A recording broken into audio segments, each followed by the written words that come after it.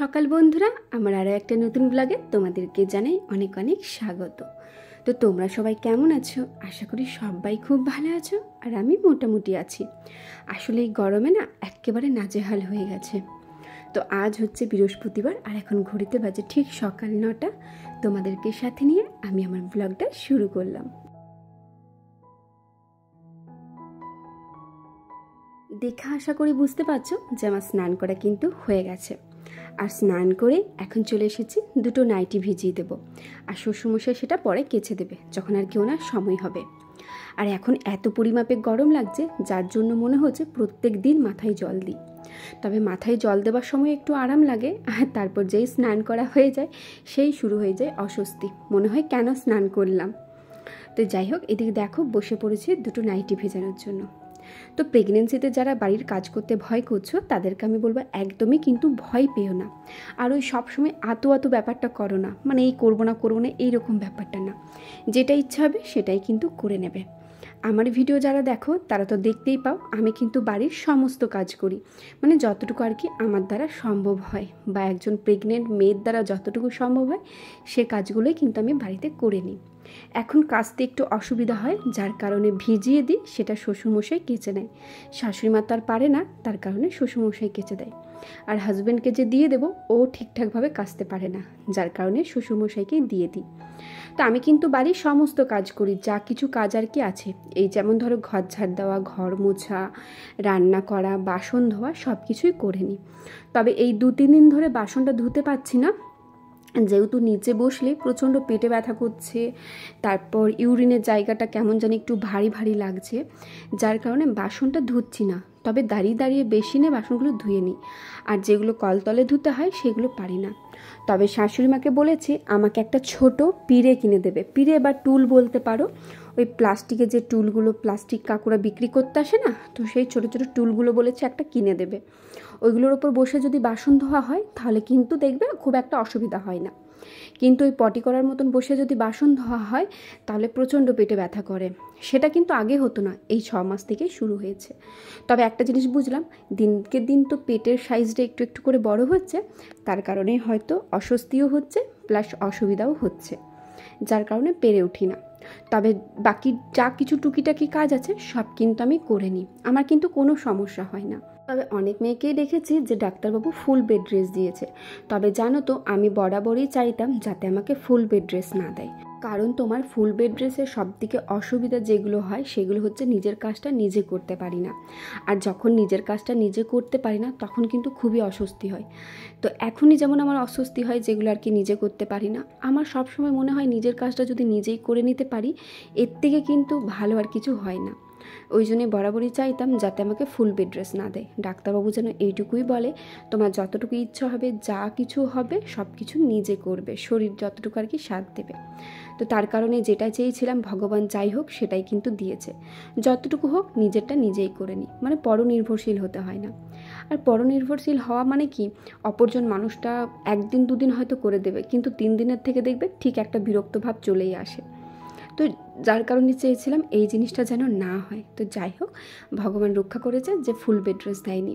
তো এখন আমি ওই গ্লুকন্ডির শরবত খেয়ে নিচ্ছি, যেহেতু বললামই তো ডাক্তারবাবু আমাকে বলেছে সারাদিনে 3 থেকে 4 বার গ্লুকন্ডি খেতে। তো যার কারণে গ্লুকন্ডির শরবতটা মানে স্নান করে এসেই খেয়ে নিয়েছি। তারপরে এখন দিয়ে দেবো শ্বশুরমশাইকে টিফিনে খাবার। আর আজকে শ্বশুরমশাইকে টিফিনে দেবো চিড়ে। উনি চিড়ে কলা গুড় দিয়ে খেতে বেশি ভালোবাসে। তো 2 মুঠো চিড়ে দিয়ে দিয়েছি, আর চিড়েটা এখন ভালো করে জল দিয়ে ধুয়ে নেব। আর তারপরে দিয়ে দেবো 2টো কলা, আর একটা ওই তালপাটালি যেটাকে বলে ওই গুড়ের মতনই, তো সেই তালপাটালি দিয়ে দেবো।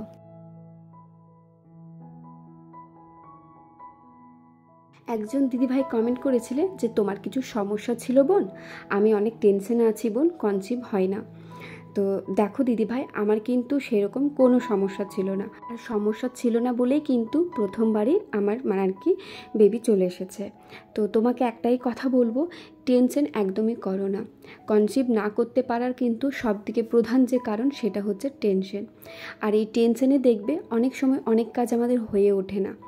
তো সব দিকে প্রথমে একটাই কথা বলবো, ভালো একজন গাইনোরের ডাক্তার দেখাও, আর যা যা ডাক্তার টেস্ট করতে বলবে সেই সমস্ত টেস্ট করো, আর পারলে একটু ইয়োগা করো, কারণ ইয়োগা কিন্তু সবথেকে বড় মেন মানে সমস্যার বলতে পারো সলিউশন। তো যাই হোক, ভালো করে থাকো, টেনশন করো না, যতটুকু পারবে ফ্রি মাইন্ডে থাকো, তাহলে দেখবে ভগবান চাইলে একদিন ঠিক তোমাকেও তোমার সন্তানের মুখ দেখাবে। এইটুকুই বলবো।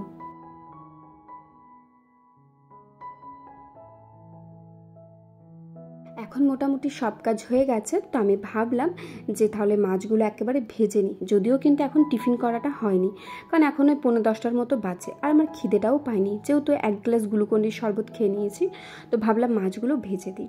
তো আগের ভিডিওতে একজন কমেন্ট করেছিল যে দিদি ভাই তুমি মাছগুলো ভাজলে কিন্তু তুমি খেলে না কেন? তো দেখো বোন, আমি কিন্তু আমার এই প্রেগনেন্সি চলাকালীন মাছ মাংস একদমই খেতে পারি না। মাছটা তো একদমই আমার ভালো লাগে না, মানে বিয়ের আগের থেকেই মাছটা ভালো লাগে না, তবে বিয়ের মানে যখন থেকে আর কি কনসিভ করলাম, তো তার ঠিক 1-2 মাস মোটামুটি মাছটা খেতে ঠিকঠাক লাগছিল। এখন কিন্তু মাছ খেতে আমি পারি না, একদমই ভালো লাগে না। মাছ খেলেই কেমন জানি মনে হয় বমি হয়ে যাবে। তবে শাশুড়ি মা জোর করে খাওয়ায়, বলে বমি হলে হবে, কিন্তু শরীরেও তো একটু প্রোটিন জাতীয় খাবার দরকার, ভাত মুড়িতে আর কতটুকুই প্রোটিন থাকবে, যার কারণে বলে মাছটা একটু খাবি, মাংসটা তো আর খেতে পারি না, তবে চেষ্টা করি একটু মতন খাবার, পারি না যদিও, তবে যেদিন যেমন আর কি। তো এই হয়েছে ব্যাপার। আমি কিন্তু অনেকের মুখেই শুনেছি প্রেগনেন্সি চলাকালীন কিন্তু এই মাছ মাংস একদমই খেতে পারে না, তো আমার সাথেও সেটাই হয়েছে। জানো তো, প্রথম যখন 1 মাস জানতে পারি যে আমি প্রেগনেন্ট, তারপর থেকে মাছ মাংস খাওয়া বলো বা যে কোনো খাবারে আমার কিন্তু কোনো অরুচি ছিল না, বেশ ভালো খেতে পারতাম। যখন কেউ জিজ্ঞেস করতো কী রে তোর বমি হয় না, আমি না গর্বের সাথে বলতাম যে না, আমার কোনো কিছুতে বমি হয় না, কোনো খাবার খেতে অরুচি লাগে না, সব খাবারে কিন্তু খেয়ে নিই। তো যাই হোক, গর্ব করে বলতাম। আর ঠিক তার পরের মাস থেকে শুরু হয়ে যায় এই যেমন মাছ মাংসর প্রতি অরুচি, যে কোনো খাবার খেতে ইচ্ছে করে না।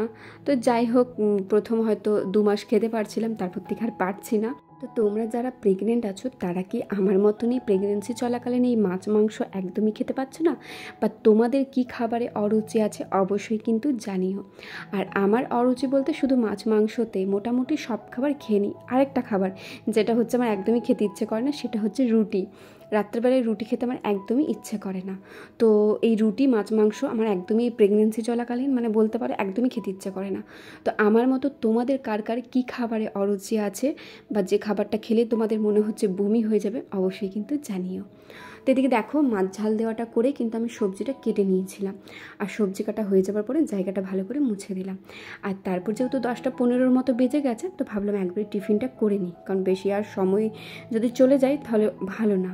তো এদিকে দেখো, আজকে ওই ঝরঝরে ভাত আর আলুটা আমার শাশুড়িমাই মেখে দিয়েছে, ওই আচার তেল দিয়ে, আচার দিয়ে, তারপর টমেটো পেঁয়াজ দিয়ে আলুটা ভালো করে মেখে দিয়েছে। তো এখন ঝরঝরে ভাত আর আলু সেদ্ধ খেয়ে নেব।